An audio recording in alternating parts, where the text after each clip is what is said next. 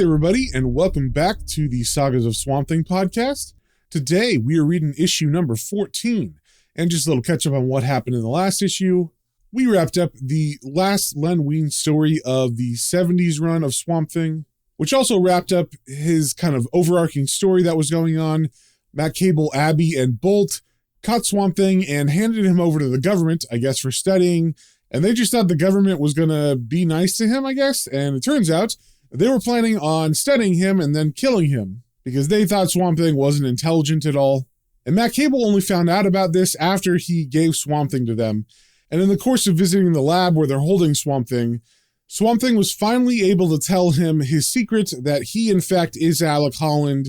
And with this revelation, Matt Cable obviously can't let the government kill him, so he decides to break Swamp Thing out of this government facility, along with Abby helping him. So they do that, and on their way out, they get confronted by Bolt, who still has a chip on his shoulder about Swamp Thing, and him and Matt Cable have a big fight, until finally Matt Cable is able to convince Bolt to go along with his plan. And that plan is to burn the lab where Swamp Thing was being held, and then at the funeral of one of the scientists who died from a friendly fire incident, they hid Swamp Thing in his coffin, and the plan is that they built a special coffin with a trap door in it that Swamp Thing had to hide in until after the funeral's over, and then Swamp Thing could come out of the grave, and that's exactly what happened. And because there was no swamp body and there was a big fire inside of the lab, the government has just assumed that Swamp Thing died and burned up in the lab, so no one is looking for Swamp Thing anymore. He gets out of the grave, and he's supposed to meet up with Matt Cable and Abby,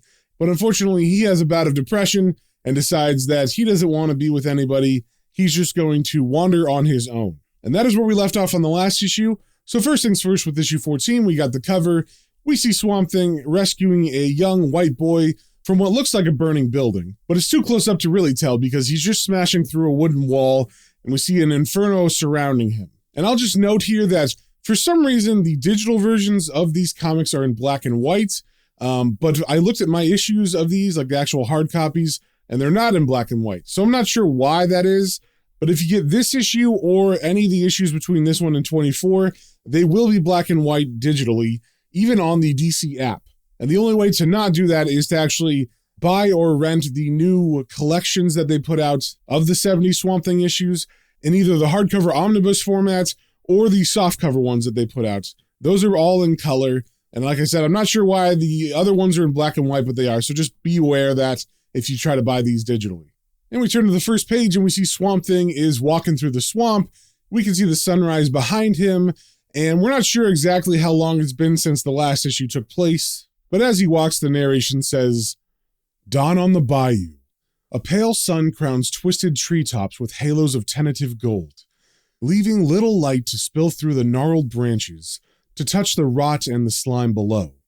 Rot and slime, and a brooding moss-draped mockery known simply as the Swamp Thing.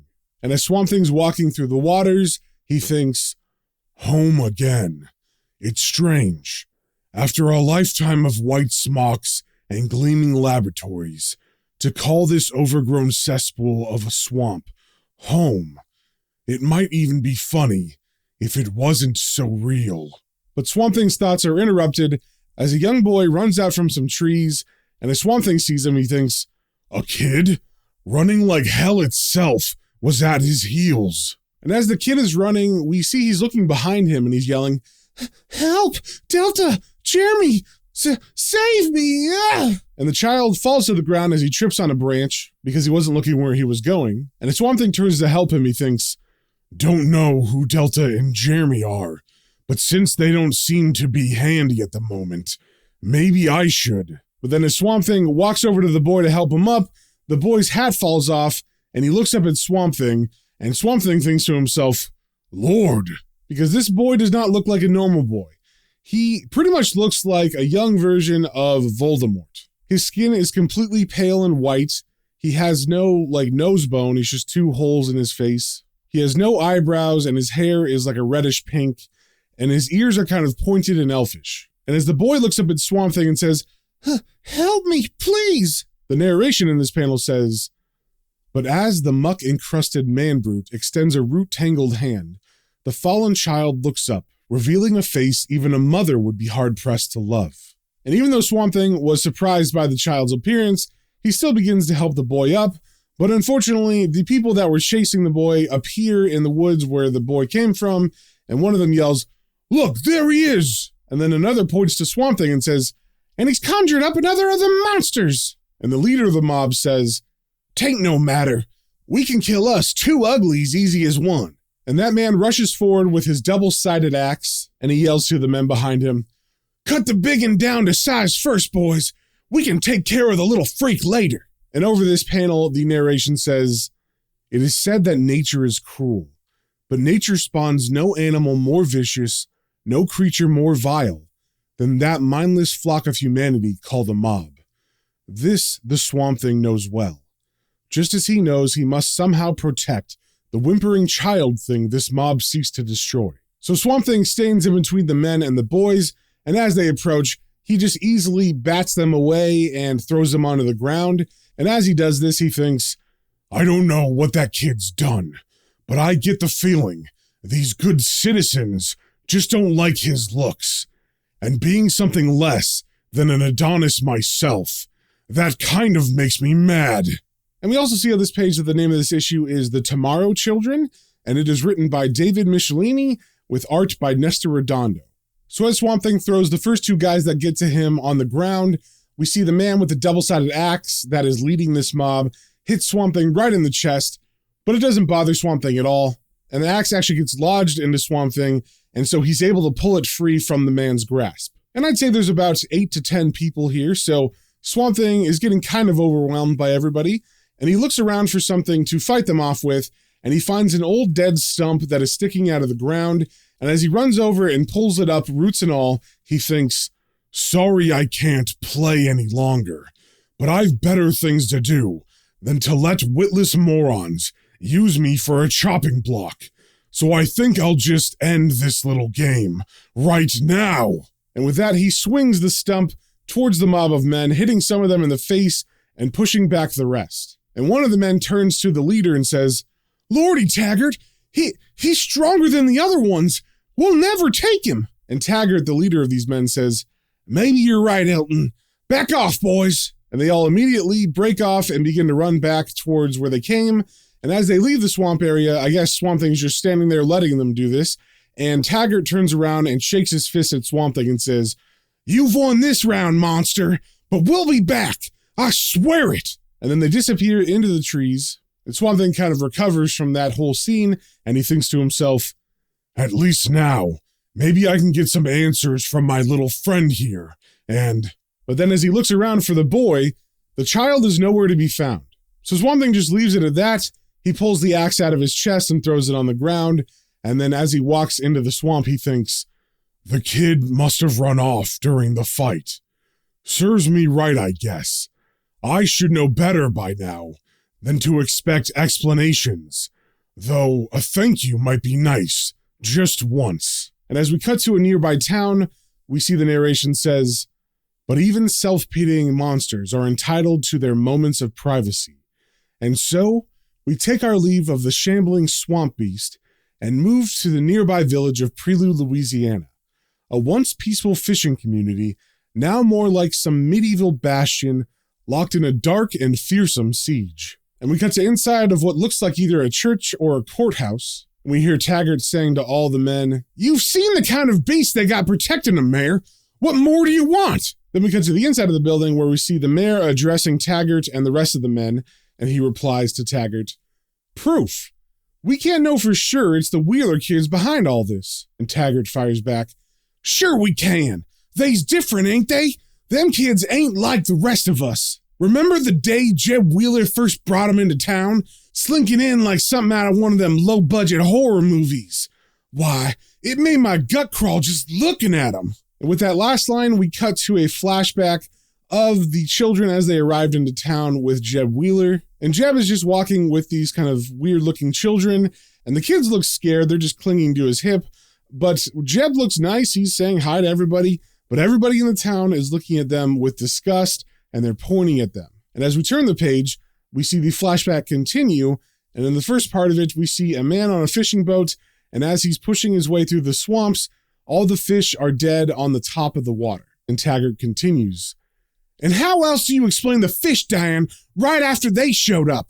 And the plants started to grow crazy, and people started to die of diseases no doctor ever heard of, less than those kids themselves caused it. And under that narration, we get some panels of crazy big plants that are growing, and another panel of a woman being covered up after she's passed away, and she has all these sores and lesions all over her body. Then we get a panel of two kids playing together.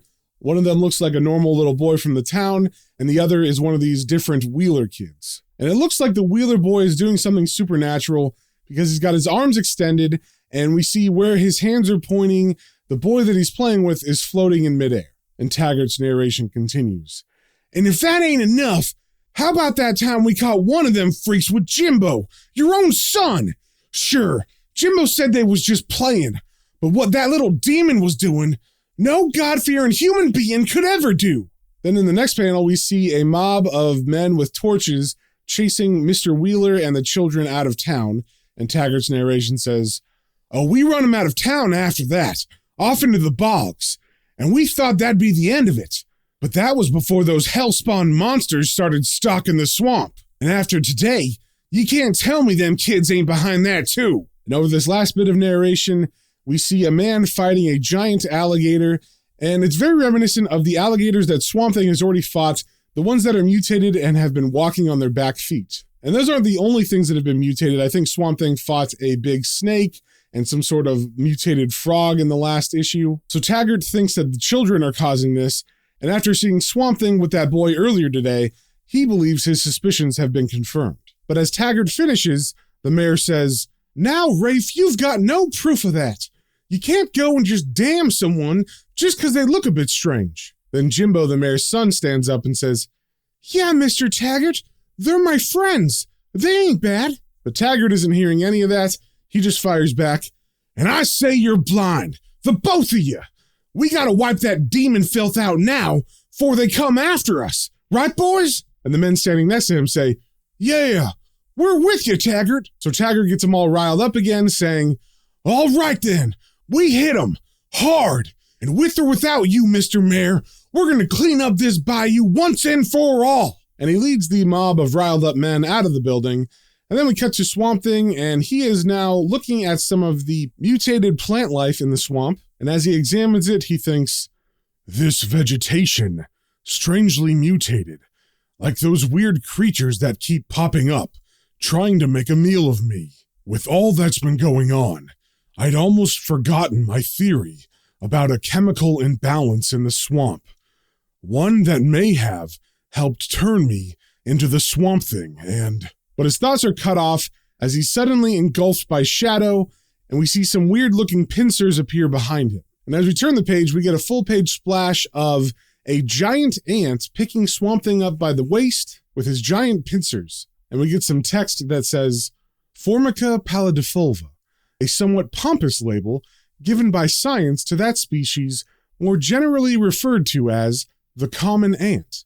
Only this ant is far from common. A rather obvious fact the inquisitive Swamp Thing would find most interesting if his mind wasn't preoccupied with more pressing matters, such as keeping a pair of vice-strong mandibles from crushing his Lycanstrom ribcage to pulp. And as Swamp Thing struggles in the ant's jaws, he thinks, this swamp is just full of surprises. Ugh. But if I'm going to survive this one, I'd better get out of these king-size pincers before I end up in two pieces. So Swamp Thing reaches down and he grabs the pincers and he's able to force them open. And as he falls to the ground, he's able to jump quickly onto the back of the ant. And as he does that, he thinks, okay, Antsy, you've had your pound of flesh. Now it's my turn. Then he grabs the ant by the neck and he begins to pull it up sharply. And he thinks, and oversized or not, it's my guess there's still a neck under all that bulk, and if I can just get the right kind of leverage, that neck should soon... Then we hear a loud crack because he has broken the neck of this ant, but then all of a sudden, out of the trees, 3 more giant ants rush forward, and as Swamp Thing jumps off the dead ant, he thinks, oh swell, looks like Antsy had a family. So he looks around for a weapon, but he doesn't find anything, But then he looks down at the dead ant next to him, and he sees the pincers, and he thinks, this pincher, it's razor sharp, as I well know. If I can just get it loose, use it as a weapon, maybe I can. And just as he begins to rip off one side of the pincer, he becomes weak all of a sudden, and he begins to feel faint. And as he stumbles back, he thinks, my sides, where that thing grabbed me, they're burning. And my head, it's spinning. Can't see straight. But what? And as he falls to one knee on the ground, Swamp Thing thinks back to his Dr. Alec Holland days when he was a scientist, and he remembers something, and he thinks, formic acid. Ants inject their victims with the stuff. I must have a gallon of it in my system. No wonder I'm woozy. Can't even stand. And as he continues to collapse to the ground, the other ants charge, but right before they get to him, we hear someone yell out, stop! And as Swamp Thing uses the last of his strength to look up to see who said that, he sees the child that he saved earlier along with two other kids that look exactly like him coming forward. And he thinks, that kid and two others, but how? And with that, he passes out, and the child that was saved points to him and says, that's him, Delta, the one that saved me. And he rushes over to examine Swamp Thing, and he says, and he's still alive. Then the third child, who looks a little bit younger than the others, looks at the dead ant on the ground and says, but this one isn't. Then the child, who looks like they're the oldest and also is a girl, says, that couldn't be helped, Jeremy. We sensed her distressed emanations too late.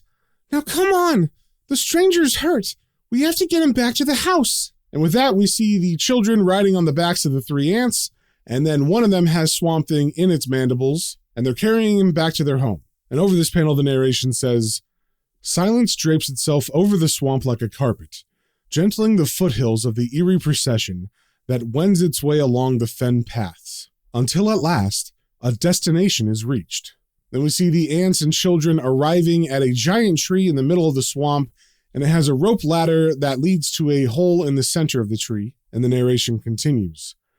Rising out of a clearing like some mad architect's hopeless dream, a great mushroom of a dwelling, not built, but grown into a thing of incongruous beauty, a graceful flower nestled in the festering slime of the bog. And it is here, hours later, that moss-caked eyelids flutter open, roomy eyes slowly focus. So because of the inside of the tree where they have dragged Swamp Thing up the ladder, I guess, and Swamp Thing is waking up on a bed inside of this place, and as he begins to stir, Seth, the child that he saved earlier, says, he's coming around, Delta. And Delta says, good. That means his body is absorbing the poison. And as Swamp Thing slowly sits up, he thinks, who? Where? And Delta says to him, take it easy, fella. You're still pretty weak. My name's Delta, and these are my brothers, Seth and Jeremy. I know you're confused, but just calm down. All your questions will be answered soon. But as Swamp Thing tries to sit up more, Delta puts her hand on his forehead and pushes him back down to the bed, saying, just lie back, sleep, and you'll understand. Just sleep. And as Swamp Thing falls to the bed, the narration says, the girl's voice soothes, her eyes comfort, and almost as if he wanted to, the swamp giant eases back and returns to the peaceful oblivion of sleep. Then we turn the page and we cut to dreams that Swamp Thing is having. And these aren't normal dreams that he might have. This is not involving anything in his life. It's actually more like a vision of what happened to the children. I'm assuming that Delta is putting this in Swamp Thing's head to explain everything. So in the first part of this dream, we see Jeb Wheeler boating in the swamp, and he comes upon people dumping garbage in the swamp. And as he sees this from afar, he says, tarnation! Ain't we got enough pollution in this swamp already? Now outsiders are bringing their garbage in. And he sees them dump some sort of cylindrical object and also a box. So he waits for the men to get out of the area. Then he goes over to where they were dumping, and the box is kind of floating on the top of the water. And as he pulls it in, he says, couldn't get that blasted tube out for it sank, but at least I can get this oversized snuff box a proper burial. I mean, someone's got to care about. But he stops talking as he hears something in the box, and he says, noise is coming from inside. I wonder what. And as he pops the box open, he sees there are 3 children inside, and that is Delta, Seth, and Jeremy. And he exclaims, "Holy Hannah, babies! And not like any kids I've ever seen. Well, ugly or not, they've got as much of a right to live as anyone else." Then we cut to sometime later inside of Jeb's house, and he is playing with the 3 children on the floor, and the narration says, "Visions of a lonely old recluse and 3 strange foundlings, and seeds of kindness blooming into a garden of trust and love." Then we get a panel of the children in the town throwing rocks at Delta and Seth, and the narration says, "Then visions of a snake in that garden, a slithering viper called ignorance, whose only reaction to something not understood is fear and violence." Then we get a panel of the cylindrical object that was dumped, and we see it is a canister of radiochemical waste, is what it says on it. And the bottom seal of it has cracked and it is leaking into the waters. And the narration over this panel says, "Even graver pictures of a forgotten cylinder, now leaking, seeping vile waste into the swamp.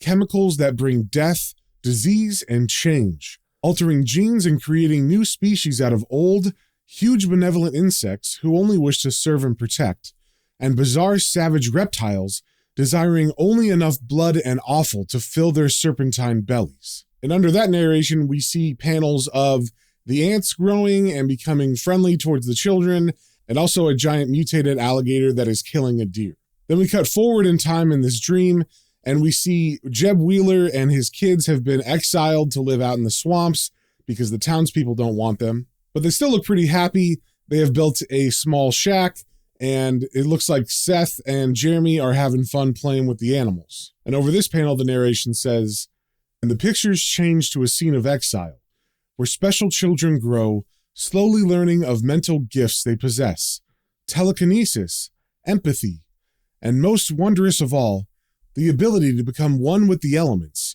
to work nature as a sculptor might work common clay." And under that narration, we're seeing Delta transform a tree with her telekinesis into the house that they now live in. Then we get a panel of the children standing near a bed where a very sick Jeb Wheeler is lying down. And as they look sadly on him, the narration says, "And finally, images of 4 becoming 3, with pains of loss and sorrow that tear at the very soul, until at last the images fade, and great red-rimmed eyes flicker open once more." So now we're back in the present, and we see Swamp Thing open his eyes, and as he looks at the children, Delta says, "So you know it all, friend." And little Jeremy interjects, "Except that we figure someone must have been experimenting in speeding up evolution, and we were some of his failures." And then Swamp Thing sits up and moves to the edge of the bed, and then Delta puts her hand on his shoulder and says, "But that's in the past. This swamp is our home now, and yours, friend, as long as you care to stay." Then we cut to the town, and we see Mr. Taggart has gathered all the men once again into a mob, but this time, instead of farming implements as weapons, they have upgraded to firearms, and Mr. Taggart himself has a flamethrower. And Taggart calls to his men and says, "Good thing them boys at the Chatham Armory owed me a favor." And then he pulls the trigger on his flamethrower, and a stream of flame comes out from it. And I guess they've prepared for this, or they were testing it out, so they piled a bunch of wood and garbage in the middle of the street. And as that bursts into flames, Taggart turns to his men and says, "Yes, sir, I'd like to see them Wheelers and their pets stand up against this." But in an alleyway close by, we see the mayor's son, Jimbo, who is friends with the Wheeler children, is watching this scene, and he thinks, "Geez, Seth and them won't stand a chance. I gotta warn them." Then we cut to the swamp, and we see the Wheeler children are showing Swamp Thing the grave of Jeb Wheeler, their adopted father. And as Delta lays flowers on the mound, Swamp Thing thinks, "Somehow, I almost feel at peace here. These kids are as inhuman as I am, and yet they seem to accept it. Maybe I should just resign myself to. But no, it would never work. These kids don't know what they're missing. Me, I know what it's like to be a man."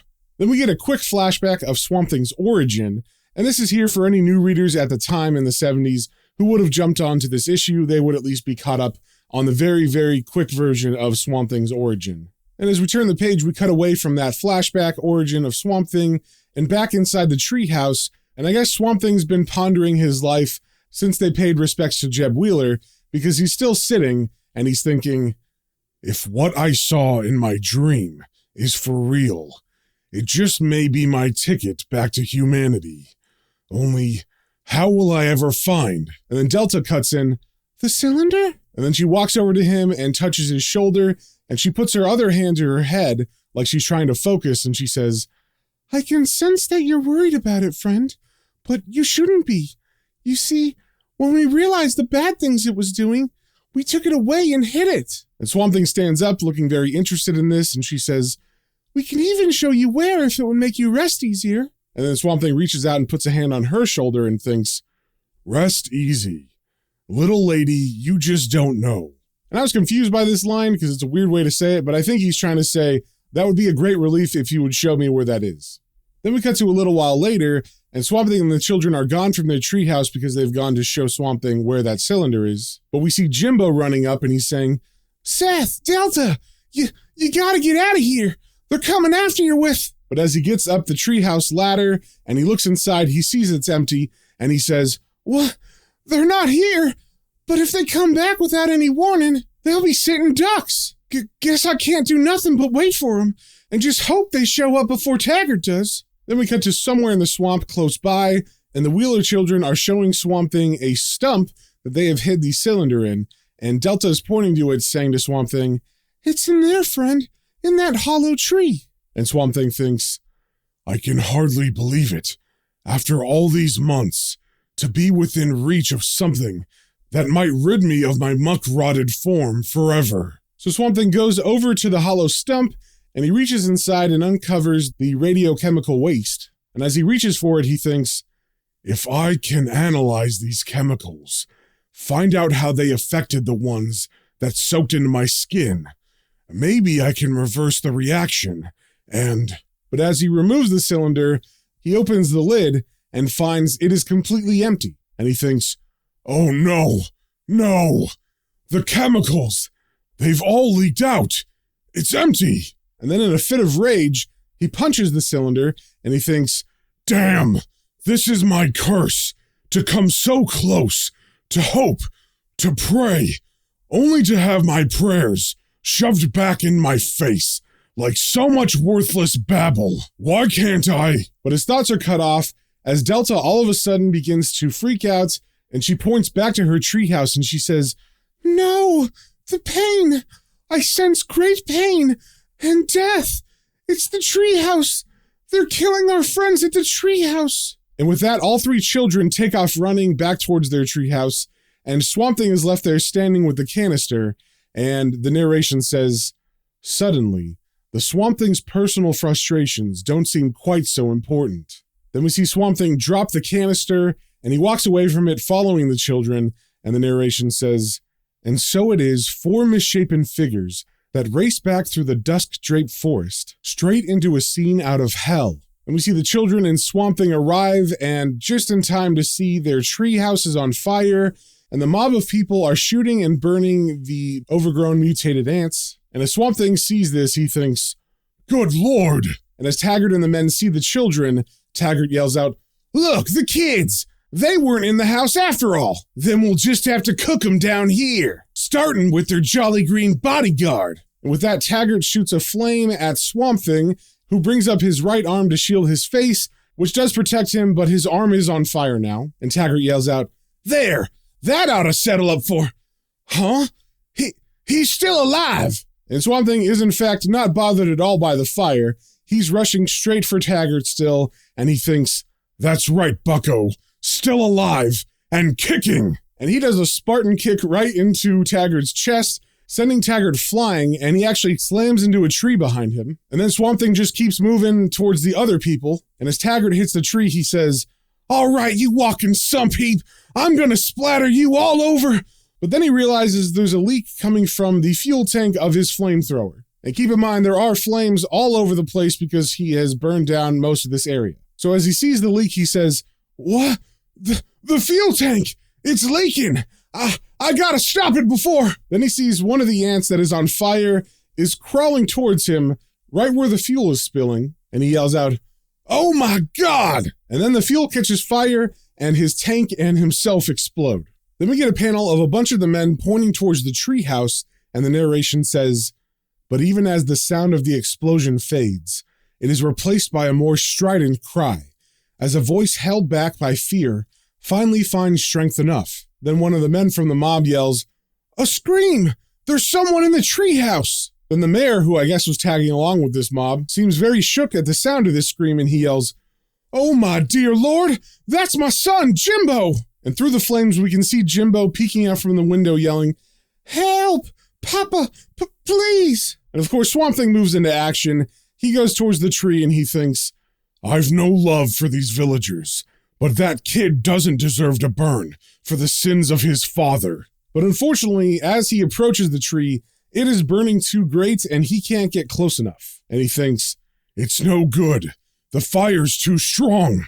The only way I'm getting through that is in cinders.' But then someone calls out behind Swamp Thing, 'No, my friend, there is a way.' And we see Delta run up to Swamp Thing and jump into his arms, and she says, 'But we have to work together. Quickly, take me onto your shoulders. I'll see that the flames don't hurt us.' And as he pulls her up onto his shoulders, he thinks, 'Okay, little lady, only I hope you know what you're doing.' So as Swamp Thing moves towards the burning tree, we see Delta concentrate, and the flames begin to move aside. And over this panel, the narration says, 'Then, as the mossy man-brute begins to climb, the slender child extends her arms, her mind reaching out with lances of pure thought, causing the flames to part like waves on some angry blood-red sea, until at last, the fiery summit is safely finished.' Then we see Delta and Swamp Thing enter the house, and Delta is having to concentrate very hard, but she does clear a path so that Jimbo can run over to them, and as she concentrates, she says to Swamp Thing, 'You can't carry us both with just one arm, my friend. Go and take Jimbo on down first. You can come back for me.' So Swamp Thing listens, and Jimbo jumps on his back, and Delta follows them out as she concentrates, saying, 'I'll keep the flames back, but please, hurry, go.' And as Swamp Thing moves as fast as he can down the tree, he thinks, 'Gotta get this kid down and get back to the girl, fast.' And then once he reaches the ground, he pushes Jimbo towards his father, and he thinks, 'She may have a hefty set of powers, but there's a limit to everything. And if that strain on her face is any indication, I don't know how much longer she can hold those.' But just as he thinks that, suddenly the tree is engulfed by flames, and nothing is being held back anymore. And as Swamp Thing stares at the burning inferno, the narration says, 'It begins with a sigh, a soft shuff of hard wood, turned ash giving way, then growing to a rumble as flame-charred timbers collapse in upon themselves, taking a gentle and willing life with them.' So we see all the men, and especially the mayor and his son, looking on in horror as Delta is killed in this inferno. And as everybody stares at the tree, the narration continues saying, 'For a moment, there is silence in the glade.' And then the mayor breaks that silence saying, 'She knew. Why? She must have known all along she wouldn't make it. She gave her life for Jimbo's.' Then kind of ashamed, he says, 'Then Taggart was wrong. These kids ain't evil. They're just different.' And he looks down at the remaining two children, who are crying in shock, still staring at the tree, and Swamp Thing thinks, 'Bravo, mister, though it's a bit late for morals now.' Then the mayor walks over to the children and he says, 'I can't tell you how sorry I am about your sister, boys. I mean, if there's anything the town of Prelude can do, anything at all.' And then his son Jimbo chimes in saying, 'Hey, Pa, Seth and Jeremy don't got no home now. Why don't they come live with us?' And then the mayor turns to his son with a very fake-looking smile on his face, like he doesn't like that idea very much, and he says to Jimbo, 'With us? Well, naturally I'd be pleased as punch to share my home with these fine young lads, but, well, son, I just don't think the neighbors would understand.' And then he motions to the area around the burning tree and says, 'But we'll build them a nice little cabin of their own right outside of town.' And just then he realizes that Swamp Thing is gone, and he says, Say, where'd the biggin go? And we see Swamp Thing walking away into the trees, and he's thinking, back to the swamp, mister. There, at least, the filth doesn't pretend to be something it's not. And then he just walks back into the swamp, and that is the end of it. He just leaves those kids with people who think that they're ugly and gross. I guess he thinks maybe they'll at least build them a shelter and leave them alone from now on. So with that, if you guys have any comments, questions, or suggestions, you can email me at planes, trains, and comic books, all one word, at gmail.com. And remember, until next time, stay swampy.